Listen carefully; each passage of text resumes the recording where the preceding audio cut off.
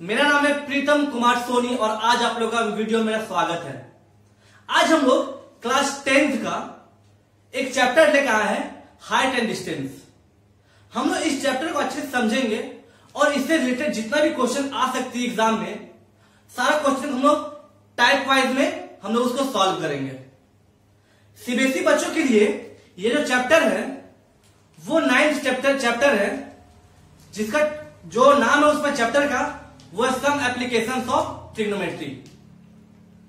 और ये आईसीआईसी बच्चों के लिए भी काफी इंपॉर्टेंट चैप्टर माना जाता है। तो चलिए हम इसी चैप्टर को स्टार्ट करते हैं। हम लोग इस चैप्टर को स्टार्ट करने से पहले समझेंगे कि इस चैप्टर का यूज क्या है। ठीक है, तो हाइट एंड डिस्टेंस सिंपल समझ के आ रहा है। हाइट एंड डिस्टेंस मतलब किसी भी ऑब्जेक्ट का हाइट होता है, जो अगर ये कोई टावर है या कोई बिल्डिंग है, इसका हाइट क्या है, या फिर कोई आदमी यहां खड़ा है तो इस आदमी के यहां से डिस्टेंस क्या है। तो हाइट एंड डिस्टेंस जनरली हम लोग इसे भी फाइंड करते हैं, मतलब हाइट फाइंड करते हैं या डिस्टेंस फाइंड करते हैं। ठीक है, इस चैप्टर में लगभग यही फाइंड करते हैं। इसमें आगे और बताएंगे कि angle of elevation and angle of depression क्या होती है, वो सब कैसे फाइंड किया जाता है। तो सिंपली सी बात है कि इस चैप्टर को हम लोग जब स्टार्ट करेंगे, इससे पहले आपको कुछ चीज याद करना होगा। ये जो चैप्टर हम लोग का ये ट्रिग्नोमेट्रिक से ये रिलेटेड है, मतलब जो ट्रिग्नोमेट्रिक रेशियो था ना, उसका ही ये एप्लीकेशन है, उसका ही इसमें यूज है। तो आप लोग को ठीक है, इस चैप्टर को स्टार्ट करने से पहले आपको कुछ चीजें को पता होना जरूरी है, जैसे कि trigonometrical ratio of any angles क्या होती है, साइन कॉस टैन थीटा। ठीक है, वो सब होती क्या है। तो अगर आपने वो ट्रिग्नोमेट्रिकल रेशियो अभी तक नहीं पढ़ा है तो मैं उसका लिंक डिस्क्रिप्शन में दे दिया हूं, आप वहां से एक बार देख सकते हैं कि ये ट्रिग्नोमेट्रिकल रेशियो होता क्या है। उसको हम शॉर्ट में यहां बता देते हैं कि अगर आपके पास सपोज एक ट्राइंगल है, ठीक है, एंड ये एंगल सपोज थीटा है, ये ए हो गया पॉइंट, ये बी पॉइंट, ये C point, angle B 90 degree. तो जो थीटा जो कॉरस्पॉन्डिंग जो साइड होता है उसको बोलते हैं हम लोग क्या, बेस बोलते हैं, जिसको हम बी से डिनोट करते हैं। जो बीसी है क्या, परपेंडिकुलर हाइट बोलते हैं इसको, जिसको हम लोग पी से डिनोट करते हैं। ठीक है, और एसी हम हाइपोटेनस, जिसको हम एच से डिनोट करते हैं। तो ये एक राइट एंगल ट्रायंगल हो गया, मतलब एक एंगल 90 डिग्री। तो आप ये ट्रिग्नोमेट्रिकल रेशियो में पढ़े होंगे कि साइन थीटा क्या होता है। साइन थीटा क्या होता है, साइन थीटा होता है पी बाई एच, मतलब परपेंडिकुलर हाइट जो है बाई हाइपोटेनस। कॉस थीटा क्या होता है हम लोग को, ये होता है बी बाई एच। ठीक है, और टैन थीटा क्या होता है हम लोग को, ये होता है पी बाई बी, मतलब परपेंडिकुलर बाई बेस, और कॉस थीटा हो गया हम लोग बेस बाई हाइपोटेनस। ठीक है, तो आपको इस चैप्टर में जनरली इसी तीनों का ज्यादा यूज आएगा। अब माने कॉसेक थीटा कभी बाय द वे कहीं यूज हुआ तो वो क्या हो जाएगा हम लोग को, इसका जस्ट अपोजिट हो जाएगा, मतलब कॉसेक थीटा क्या हो जाएगा हम लोग को, ये हो जाएगा एच बाई पी, पता होगा आपको। फिर कॉस का उल्टा सेक थीटा, ये हो गया हम लोग को एच बाई बी, और टेन का उल्टा कॉट थीटा, ये हो गया हम लोग को बी बाई पी। ठीक है, अब हम लोग इस चैप्टर में एक और चीज जानेंगे कि साइन कॉस और टैन का वैल्यू 30 डिग्री, 45 डिग्री और 60 डिग्री में क्या क्या होती है। जनरली इस चैप्टर में आपका 30 डिग्री, 45 डिग्री और 60 डिग्री का ही यूज है ज्यादातर, जैसे कि साइन थीटा, कॉस थीटा और टैन थीटा। तो साइन 30 डिग्री आपको पता होगा कितना, कैसा क्या होता है। साइन 30 होता है हम लोग को 1/2, कॉस 30 होता है हम लोग को √3/2, और tan 30 होता है वो क्या होता है, tan 30 होता है 1/√3 3। समझा? ऐसे हम लोग साइन 60 क्या होता है हम लोग को √3/2, ठीक है। और cos 60 क्या होता है हम लोग को 1/2, और tan 30 क्या होता है हम लोग को √3, ठीक है। और वैसे ही sin 45 होता है 1/√2, ठीक है। cos 45 होता है 1/√2 और tan 45 1। हम लोग इस चैप्टर लगभग सिर्फ इसी एंगल के बारे में निकाले जानेंगे। मतलब ये क्या हो, ये हम लोग p/h हो गया ना, ठीक है, समझ गए। तो हम लोग लगभग sin 30 45 60 और cos 30 45 60 और tan 30 45 60 का यूज करेंगे इस चैप्टर में, ठीक है। तो चलिए हम लोग इस चैप्टर में आते हैं। ओके,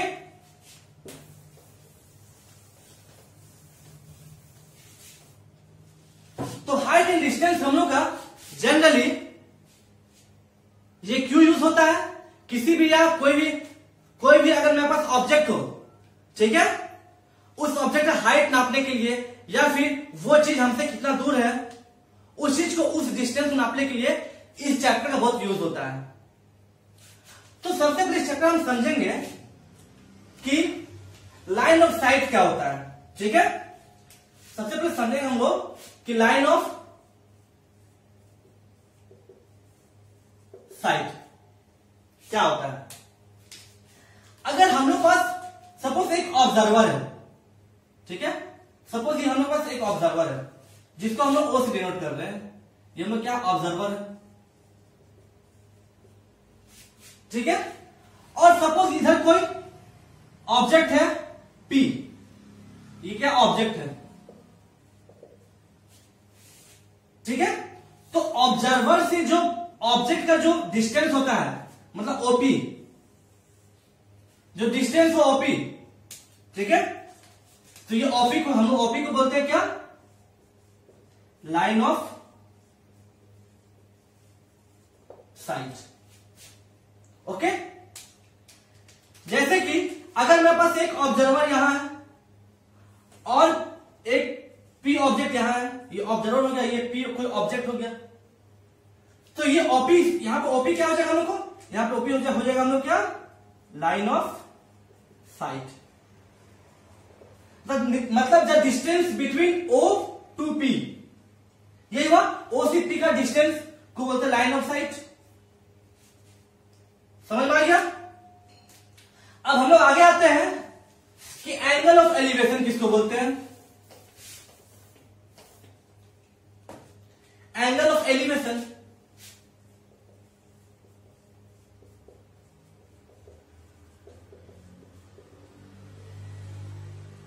ठीक, हम लोग का अगर कोई यहां पर ऑब्जेक्ट एक खड़ा है, यहां पर हम लोग कोई ऑब्जेक्ट है, या सॉरी यहां पर कोई हम लोग ऑब्जर्वर है,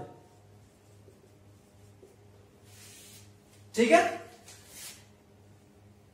तो ये डिस्टेंस, तो जहां हम लोग अभी खड़े हैं, तो यहां से अगर ऑब्जर्वर का जो ऑब्जेक्ट का जो डिस्टेंस होता है, सपोज ये हम लोग ऑब्जेक्ट हो गया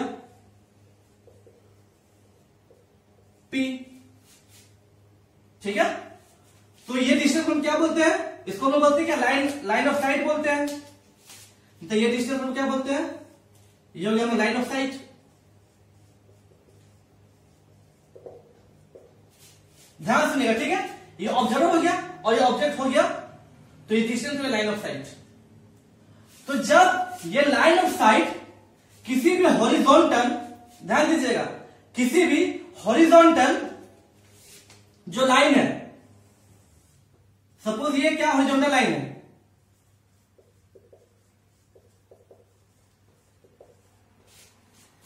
तो जब लाइन ऑफ साइट किसी भी हॉरिजॉन्टल लाइन से जो एंगल बनाता है, उस एंगल को बोलते हैं हम लोग क्या, एंगल ऑफ एलिवेशन। सपोज ये थीटा है ना, तो यह थीटा क्या होगा, थीटा यहां हो गया हम लोग क्या, एंगल ऑफ एलिवेशन।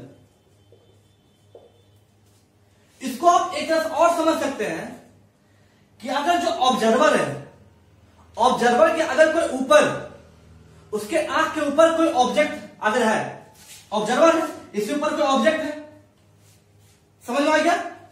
तो ये जो लाइन ऑफ साइट बनाया, तो ये जो लाइन ऑफ साइट जिस भी हॉरिजॉन्टल लाइन से एंगल बनाएगा ना, ये एंगल को बोलते हैं एंगल ऑफ एलिवेशन। ठीक है। अगर हम लोग पास सपोज हम लोग पास एक ये रहा हॉरिजॉन्टल लाइन, अगर ये रहा, ठीक है, ये हम लोग हो गया ऑब्जर्वर हो गया, जिसको ओ से डिनोट कर रहे हैं। ठीक। अब ये ऑब्जर्वर के ऊपर कोई ऑब्जेक्ट है, सपोज इसके ऊपर कोई ऑब्जेक्ट है, यहां इसके ऊपर कोई ऑब्जेक्ट है, इसको हम पी मानते हैं। ठीक है। तो ये हो गया हम लोग क्या, लाइन ऑफ साइट। ठीक। और ये हम लोग क्या हो गया, ये हम लोग हॉरिजॉन्टल लाइन हो गया।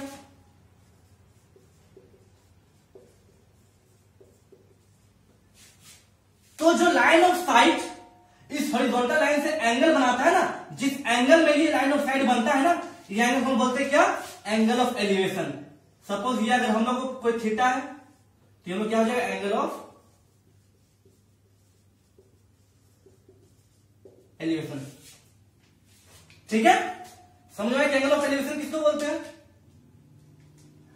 अब आता हम लोग क्या, एंगल ऑफ डिप्रेशन। इसको हम आगे और अच्छा समझाएंगे, ठीक है, फिगर में।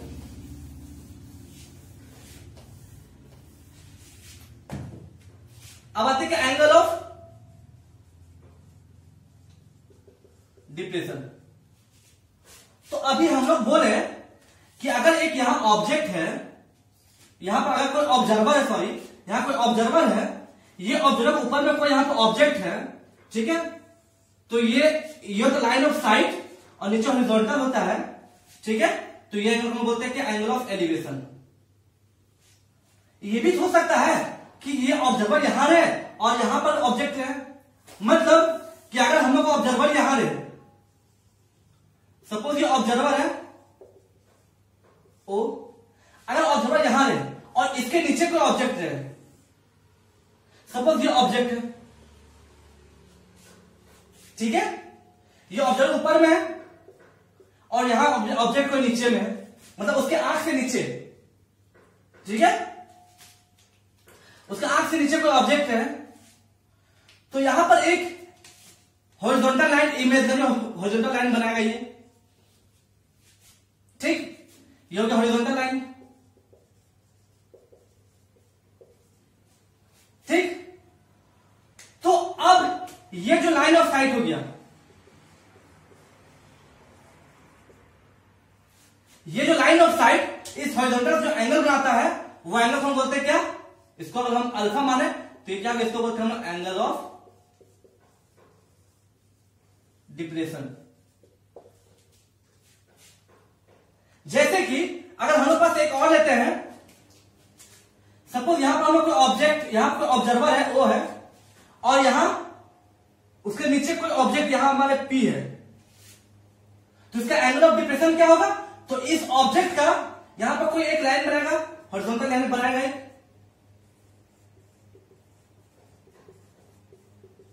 ठीक है, यहां पर कोई एक हॉरिजॉन्टल लाइन बनाएगा इमेजिनरी, एक यहां सीधा लाइन बना सकता है। तो इस हॉरिजॉन्टल लाइन और जो लाइन ऑफ साइट रहा, इसको हम बोलेंगे क्या, इसको हम बोलते हैं एंगल ऑफ डिप्रेशन। ठीक है। इसको हम अच्छे से समझते हैं और फिगर में समझते हैं। ठीक है।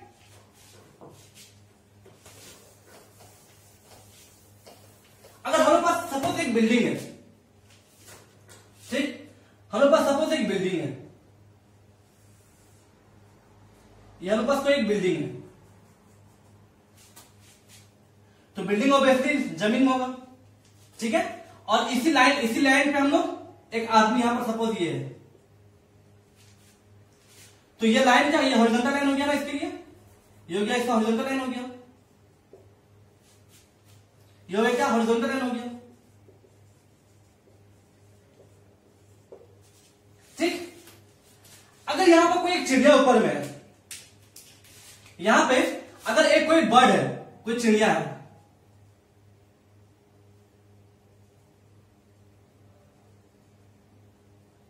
यहां पर कोई एक चिड़िया है, ठीक है, बैठा हुआ।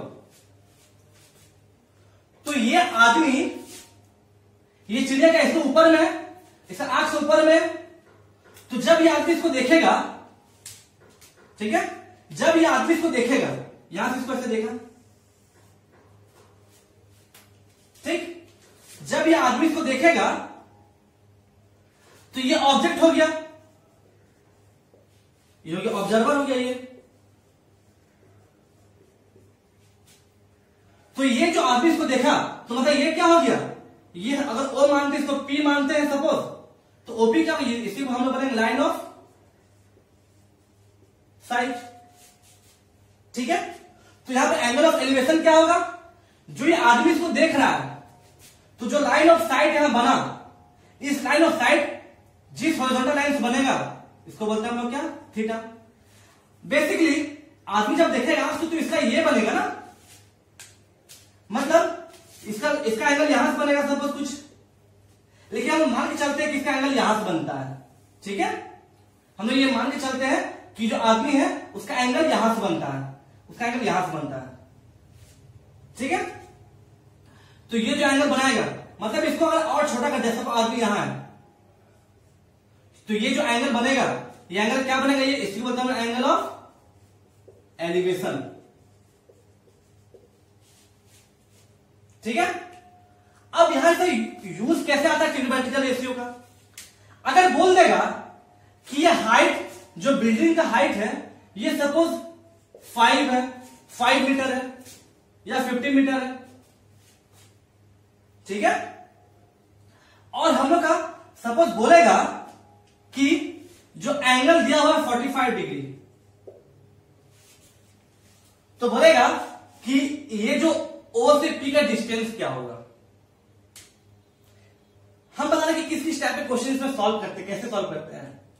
सपोज ये रहेगा, तो बोलेगा कि एक आदमी यहां है, वो एंगल ऑफ एलिवेशन बना रहा है 45 डिग्री, उसका एंगल ऑफ एलिवेशन है, यहां पर ऑब्जेक्ट है, तो इस ऑब्जेक्ट का डिस्टेंस फाइंड कीजिए। और हम लोग को बोला है कि बिल्डिंग का डिस्टेंस क्या, 50 मीटर। तो इस एंगल के लिए ये बेस है, ये परपेंडिकुलर हाइट है, ये और ये हाइपोटेनस है। तो हम लोग क्या, ओपी निकालना है, ओपी निकालना है। तो हम लोग पता है कि ओपी कैसे निकलेगा, हम लोग ये पी दिया हुआ है, हम लोग मतलब ओपी मतलब एच निकालना है। तो पी और एच का रिलेशन किसमें होता है, ये टैन में होता है। तो मतलब टैन थीटा यहां पर क्या हो जाएगा, हम लोग को टैन थीटा हो जाएगा क्या, ये जो पी हो गया बाई एच। अब टैन थीटा यहां क्या दिया हुआ है, थीटा क्या 45 है, मतलब tan 45 equal to P by H. अब 10 45 1 होता है और पी क्या 50 है, तो हम लोग हाइट फाइंड करना है। तो एच भी हम लोग क्या हो जाएगा, एच हो जाएगा क्रॉस मल्टीप्लाई से 50 मीटर, एच निकल गया 50 मीटर। तो हम ये बताए एंगल ऑफ एलिवेशन का यूज से किसी भी डायग्राम में कैसे फाइंड करते हैं। अब आते हैं हमने एंगल ऑफ डिप्रेशन।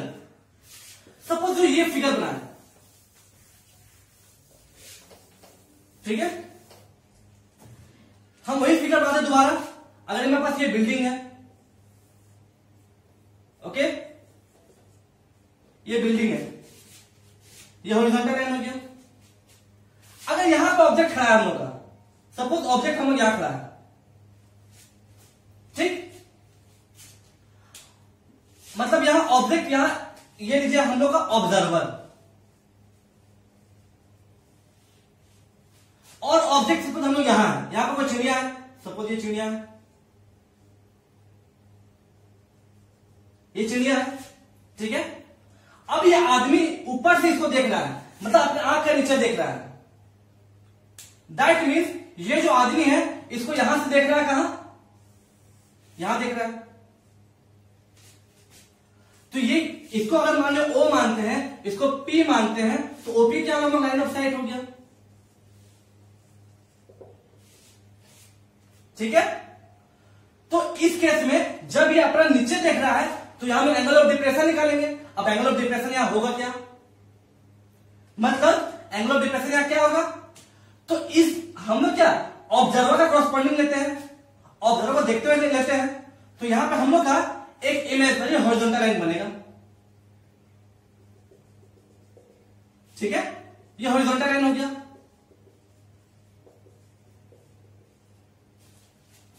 अब ये जो एंगल बनेगा ना, ये एंगल बनेगा हम लोग का, ये एंगल बनेगा हम लोग क्या, अब देखिए लाइन ऑफ साइट और हॉरिजॉन्टल जो लाइन के बीच में जो एंगल बना, इसको मैं क्या बोलते हैं, इसको हम अल्फा से डिनोट कर रहे थे। तो ये हम लोग क्या, एंगल ऑफ डिप्रेशन।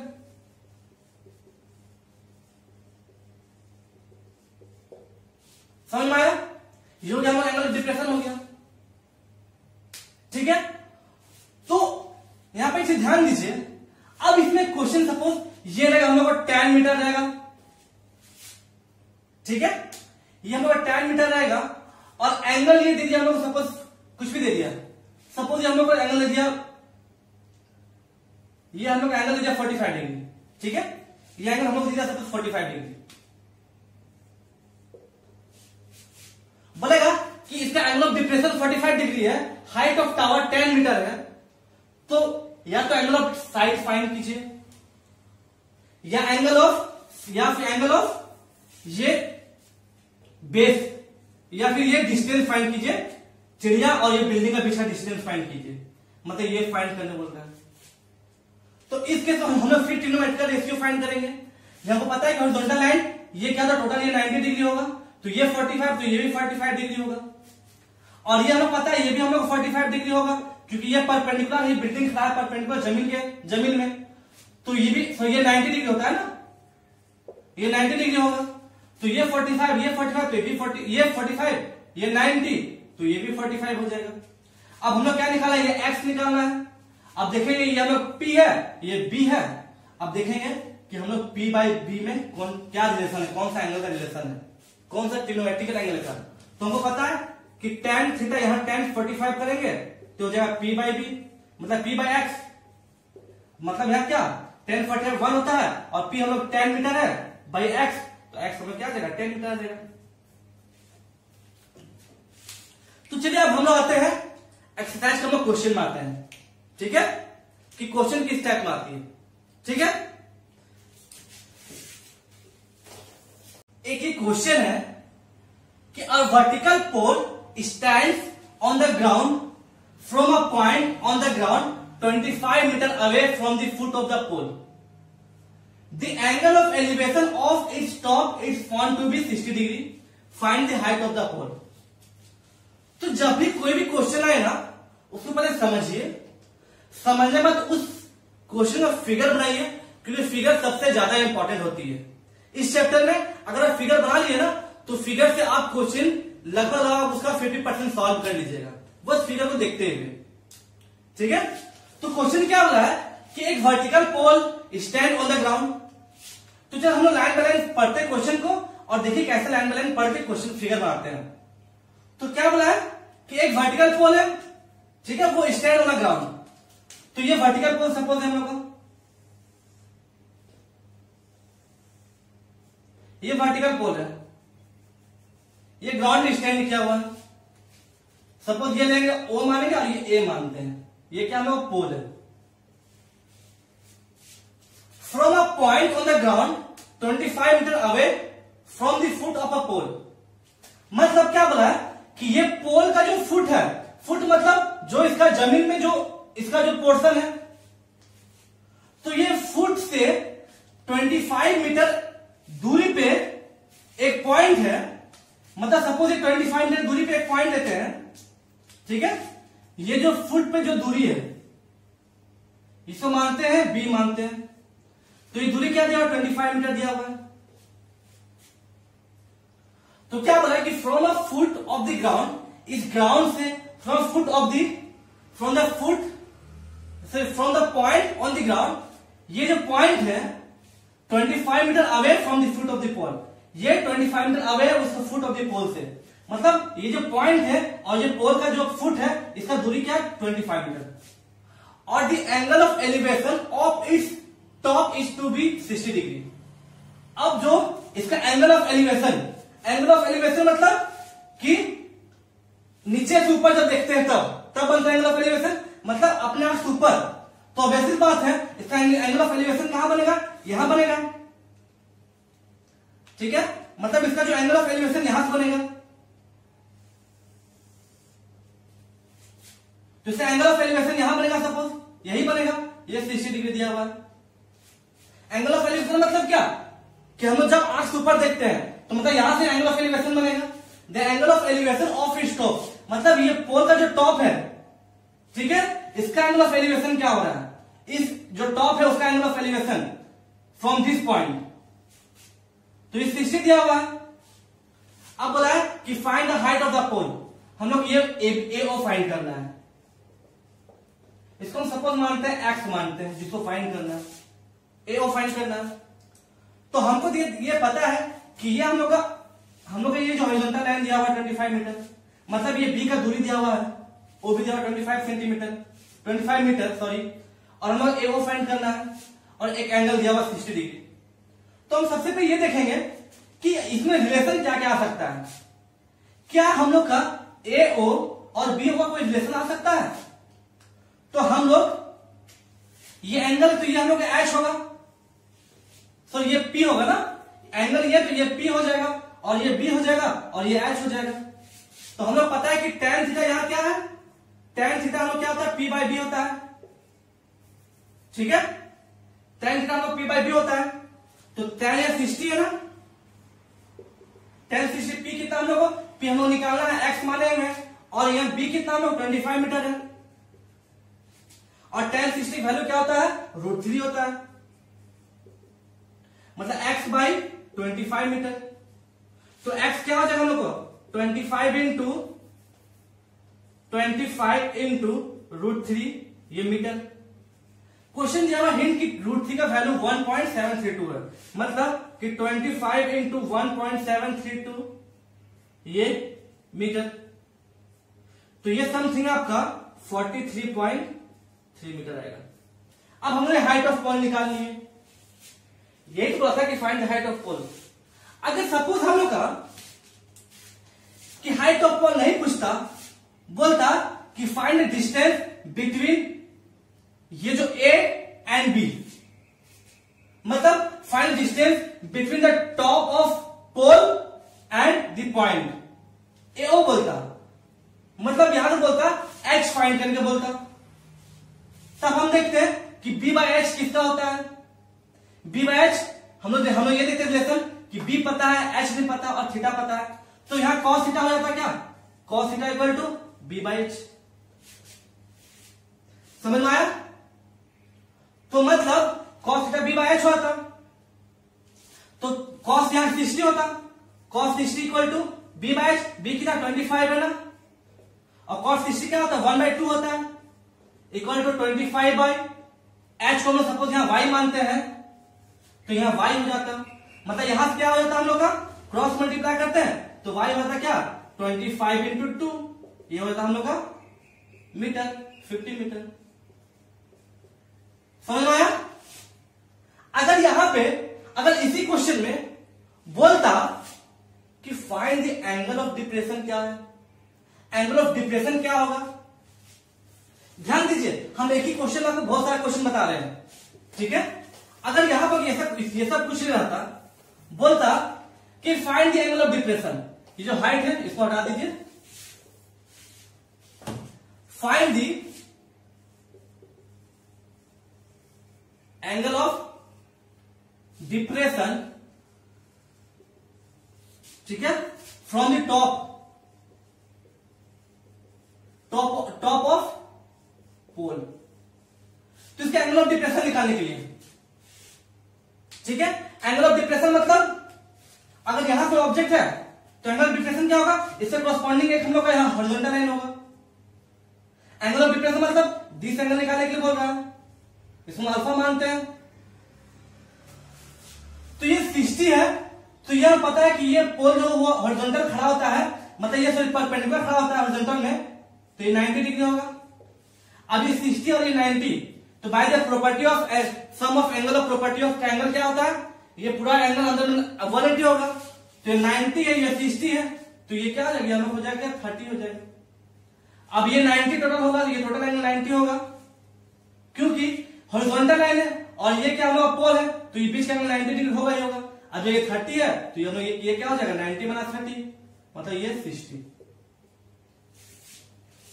समझ में आया?